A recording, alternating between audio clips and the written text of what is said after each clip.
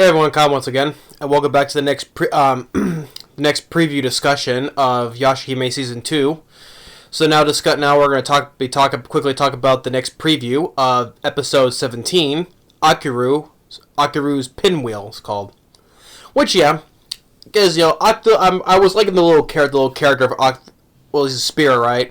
But, character of Akuru, was kind of looking, cute a little bit, even though it's by having no mouth at all. It was kind of funny with the past couple episodes, he's playing with the Toa's bicycle, and only the ones that our three characters can see.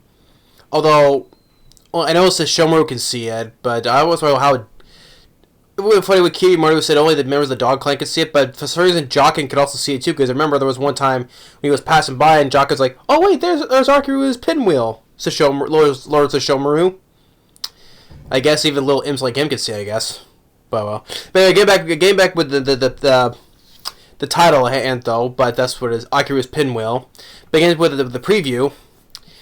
I'll pick it up after the last episode, after when Toa extracted all of the demon energy, the Haku out of Sesshomaru, who was knocking on death's door, and Toa used the Kyokyo or the Zenzaki to extract all of it out.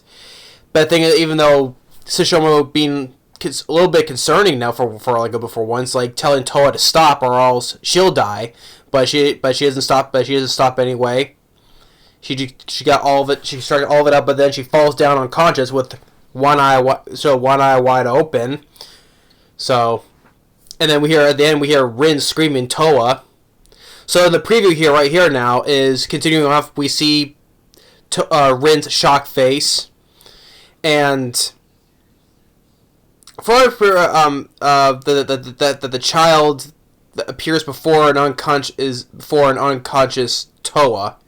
I do believe that it's Sesshomaru's mother, because in this preview she does make an appearance, and he also or the one who says that it's actually the Tree of Ages itself, because here we have the Tree of Ages, once again masquerading as Kikyo, or as what they call it, Trikyo.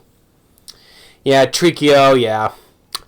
But hey, I know some people maybe annoyed that it's still disguised as Kikyo, though, but hey, I'm perfectly fine with that, because if in the English dub, you get to once again hear, Willow, I forgot already, her name was Willow something, who does the English voice for, Kikyo. So when the English dub comes out, it'd be nice to hear her voice again. Because the Tree of Ages hasn't been, the spirit of the Tree of Ages hasn't really appeared that much for some time, in quite a while now. So yeah, get the Tree of Ages, and then, as I said, Akuru, what do you intend to do? So asking Akuru. And then, once again, which, we have that, we once again get the princess again. That princess, who always laugh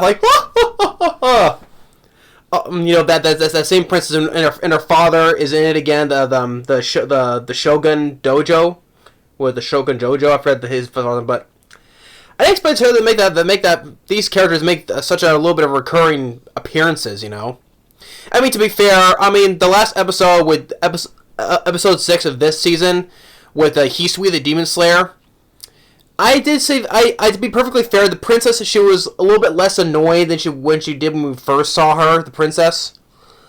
I would say she was a little bit less annoying, to be perfectly fair. And she does taking a liking to Hisui. But here, we have her and her father again. And we have, Moha. We have a quote from Moha saying that spending time alone with mom and dad feels so awkward. Well, rightfully so, because, this is the first time now you've been left alone with your parents now, so, after been away for over a decade, so yeah, of course it's going to feel very awkward, which that is completely understandable for her. Really understandable why it feels so awkward, you're just alone time with just her parents now. And so we once again the princess with Hisui, talking to Hisui, and then you see Kohako sitting next to him. Okay. Because also in the last episode with Sango, how she's going to get Moroku and telling her twin daughters to get Hisui and Moroku, so trying to bring everybody together, and also saying that says, and also I'm curious to see about that black Hiraico, because she says it's time to finally use that. So I'm also curious about see what that black Hiraikos can do. But she said she's going to bring all of them together. So, but here we have Hisui and Kawaku there. The princess is talking to them. Once again with Kirimaru, it looks like she's attacking somebody. Although it's kind of quite funny, with that big burst of energy with the Tenseiga, he gets blown back. He gets blown back and back into the sky, which, okay. All that him being such a tough son of a bitch, right? And all of a sudden he gets just blow like that back like it was nothing. I don't know. Weird though, but okay. Then we get Riku and Rion again. But Rion's on the ground. And then Poe's like, what? Grim Comet's gonna crash into the time where Toa was living in? I think they kind of already established that. What Kirimaru was gonna say. What he said about his incarnation of Osamu Kirin. So, they already established that. And then we get Takachiyo and Shippo sleeping together next to each other, right next to the Bone Eater as well. And then we get more in the present. We get more of seeing Kagomi's grandpa and Kagomi's mother, which is nice to see them again because we haven't seen them for a while. And we get to see another appearance from Osamu Kirin. And we got the title. We got the name of the next episode title, Akuru's Pinwheel. And then we get to see Moroku again. And once again, and of course for nostalgic, he gets slapped by Sango. It's always fun to this. It was nice seeing that again because it was always fun when back then, we just Sango would just either hit him with her Hiraikos or always a lot of times just slapping him. So it's funny to see that again, that she still does that. So, but then we have we have Rin saying that you're telling Lord Sesshomaru all is left for us is to believe in our daughters. And then we see next show we see a Rin crying, and then we have Sesshomaru's mother coming in. So yeah. And usually there's also like a 16 second clip after that though, but I saw that it's nothing new. It's just same old clips but just shortened. So, but yeah, it was nice to see Sesshomaru's mother in this because I would like to see her do some more roasting because I like how the fact it was fun when Sesshomaru's mother was roasting Zero when she was in the underworld, and she was roasting her like.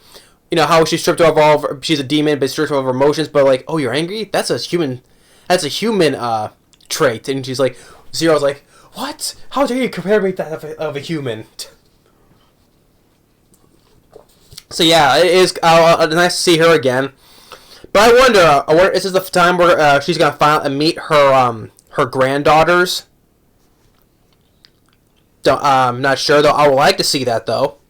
I like to see her like. The first time meet her granddaughters.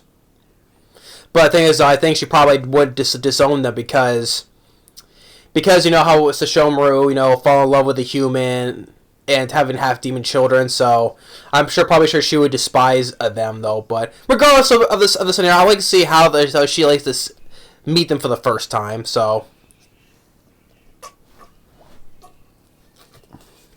But like I said, so it's nice to see her again. Maybe we'll see some more roasting from her. Yeah, but Akuru's Pinwheel, it looks like it's going to be another really good one, because like I said, ever since the second half started, ever since it started with the fight between Kirimaru and Sesshomaru, Moha finally get to meet her parents for the first time, it's been picking up a whole lot, so I'm looking forward to I think it's probably going a bit too fast, though, because how I'm going to describe it, it's like it's going by way too fast. But I mean, I don't mind slowing it down a bit. Yeah, of course. So, but it's just going by like that fast, so. But hey, I'm still looking forward to it because the momentum of the series is now picking up again. So that's what I'm trying to say. So, but I'm looking forward to seeing how it's going to go. And but so like I said, now that Osamu Kurin is going to probably play a bigger part now because he's been more like in the new intro. So when they somehow end up in the future again. And like with Toa talk, well, I like to see Toa talk to Osamu Kurin. It's like, oh, we know who you are, right? You're the Kirimo's incarnation. As I'm sure, because I know that he's well aware of that, because Osamu Kurin's well aware he is the incarnation of Kirimoru. So that's why I sent there, so we could see, the Grim comic coming in the future. So that's why he's Kirimoru's eyes in the future. So, but all this stuff, we'll just see what happens in the next episode. I'm looking forward to it. Thanks for watching. Stay tuned. The next episode review for the Genius Prince's Guide to Raising a Nation Out of Death. The next episode review for that. So thanks for watching and see y'all later.